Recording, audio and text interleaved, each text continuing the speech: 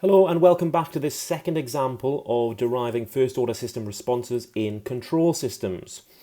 This second example I'm just going to jump straight in pretty much. If you haven't watched our previous examples and the videos beforehand, I recommend watching those first because we're not going to go into as much technical detail in this video. But I will summarise the three points that we looked at in our previous example in terms of how we go about this. So the first thing we did was we expressed the input and the transfer function of the system in question in the S domain.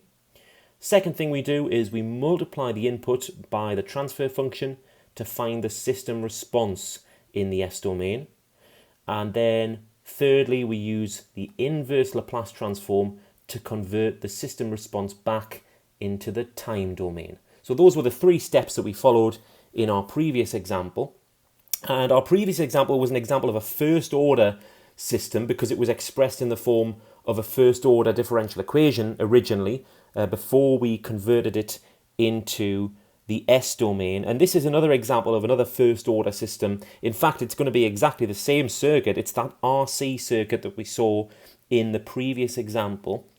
We're going to look at exactly the same circuit again, but in this example, we're going to change the input type. So in the previous example, we used a step input for our circuit here. And in this example, we're going to use a ramp input.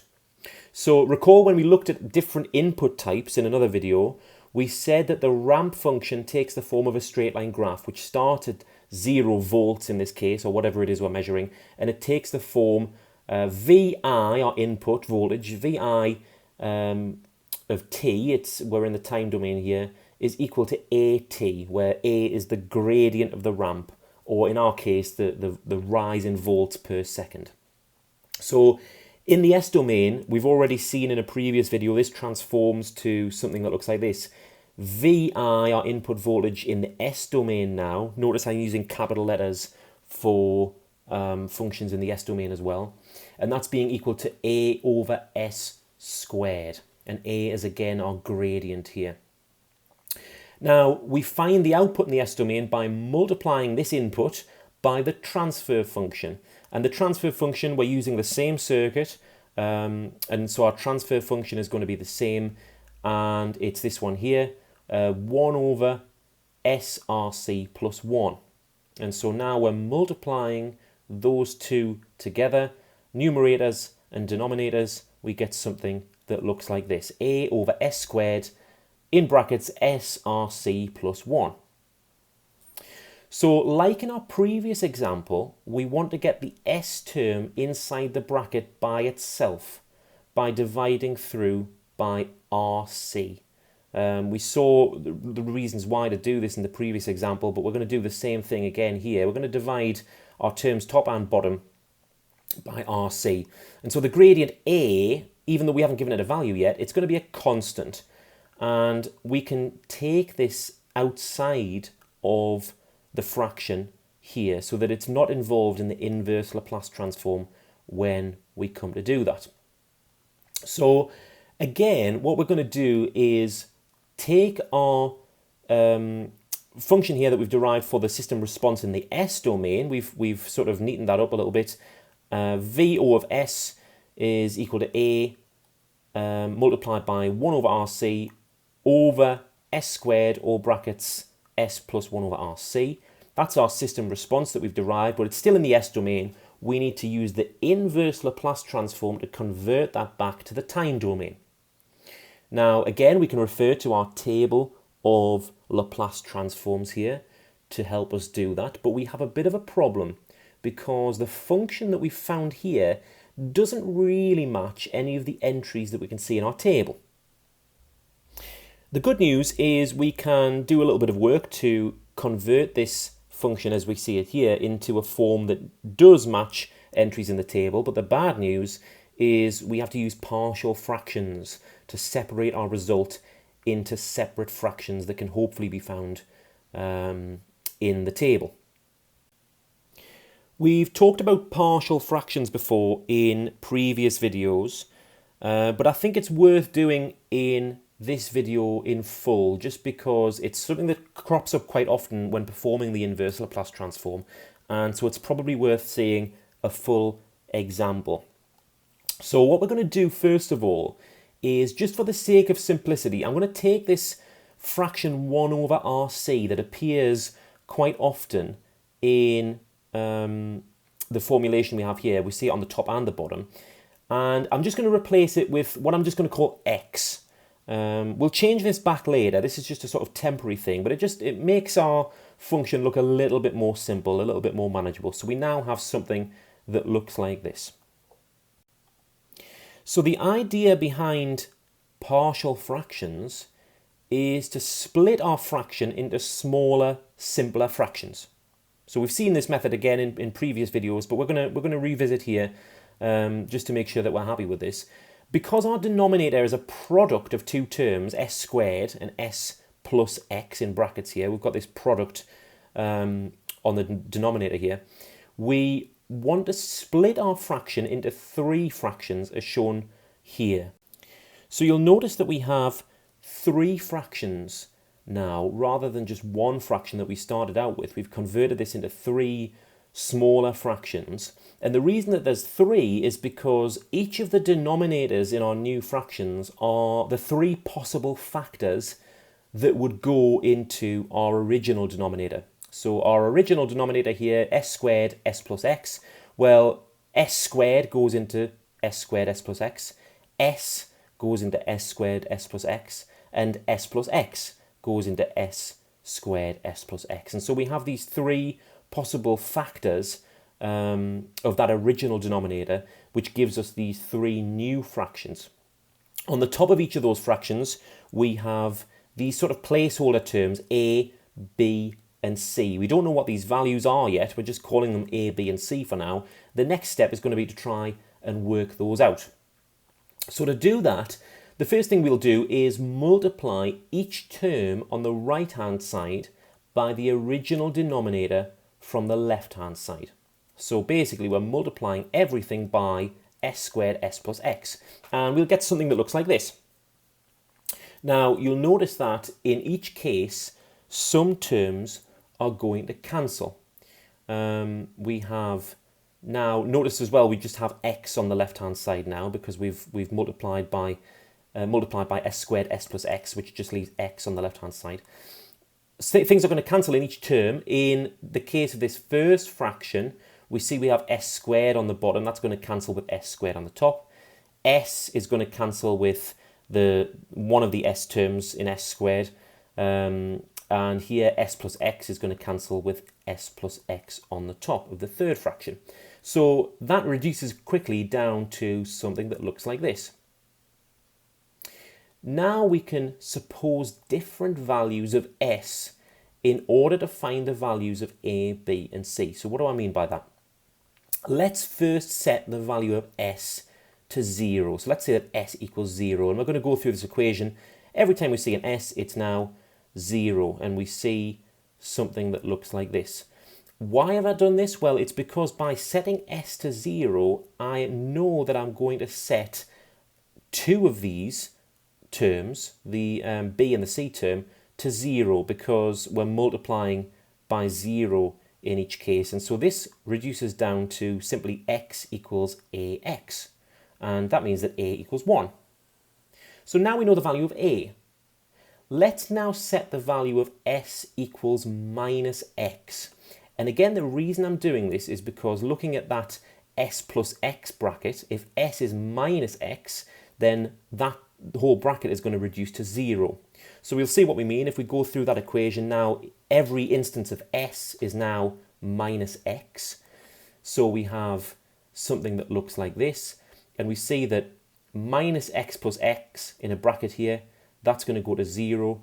Again, here, minus x plus x is going to go to 0. And so our equation now reduces to something like this. And we can simplify to just simply x equals cx squared. And rearranging that a little bit, c is equal to x divided by x squared. And that simplifies down to 1 over x, or x to the minus 1. So now we know that c is x to the minus 1, or 1 over x, and we already worked out a. Finally, let's suppose that s equals x. And the reason I'm doing that is because it doesn't really matter, because we now know a and c, we're going to work out b, but we've done things in terms of s's and x's, so let's be consistent here. If we go through our equation here and we substitute all the s's for x's now, we have something that looks like this. X equals a, x plus b, x multiplied by x plus c, x squared. And we can simplify that a little bit. A multiplied by 2x plus b multiplied by x2x plus c x squared. And simplify a little bit more. Next step is a multiplied by 2x plus b 2x squared plus c x squared.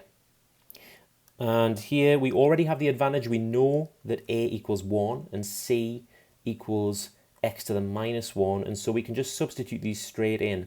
And so we find that we get something like this, which simplifies down to x equals 2x plus b 2x squared plus x.